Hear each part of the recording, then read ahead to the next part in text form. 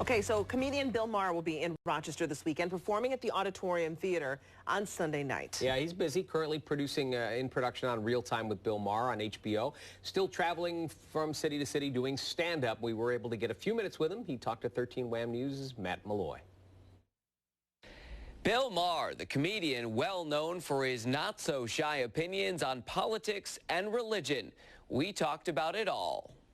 The Pope here in America now. This has got to be creating a lot of material this week for you. Well, we'll see what he says.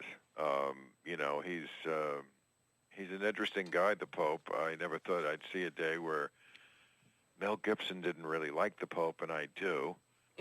But that day has arrived. It's interesting the way the conservatives really have turned their back on him because, of course, he's a bigger socialist than Bernie Sanders. And he talks constantly about how bad capitalism is. And, of course, that's their real religion. So you can't really insult capitalism and stay on board with the Republicans. And they are, some of them are boycotting his speech. They've already said he should stick to what he knows when he talks about climate change. It's funny that, you know, he's the Pope. I thought he was not just a regular guy. His opinion, I thought, weighed a lot more. He has the ability to be infallible. And yet when he says something they don't like, shut up, Poppy. I was going to say, he brought up climate change. He's talked about that. He's talked about not judging gay people. Right. Overall, this Pope is kind of taken a turn in taking this Catholic Church in a different direction a bit. Well, he has in tone, but not in doctrine.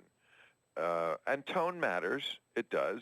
But, you know, for example, on women, he's really no different than Donald Trump.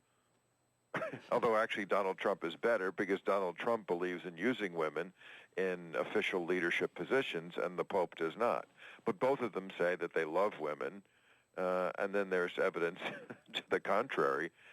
You know, we don't know what he's going to do for the rest of his papacy, but it would be great since he has sway in the third world where women are so often treated rudely, to say the least, and as second-class citizens, to use, you know, break out the infallible card and say, you know, I'm going to start appointing women as priests, and women should be treated with the same dignity as everybody else. That message, I think, is one that is really within his grasp, and he could be a Pope who really accomplished change. We'll see. You mentioned Trump, so let's switch over to the GOP field. As a comedian, do you thank the, I know you're not religious, Religious is the movie, which I've seen as well, but are you thankful for this GOP field in terms of pure entertainment value? Oh, my gosh, I'm very thankful. I mean, I couldn't imagine, first of all, that Trump would be the leader at this point. I feel terrific about that because, as you may know, he sued me a couple of years ago. So I feel very good being one of the privileged few who have been sued by Donald Trump. I did not know that, actually. What did he sue you for? Oh, it's so ridiculous. He, of course, as you know, was all about the birther stuff and how Obama's not really, and he's still going on about that. He's still not sure whether he's a Muslim and born in this country. Okay, so after Obama produced his birth certificate, immediately Trump pivoted to, well, now I want to see his college records.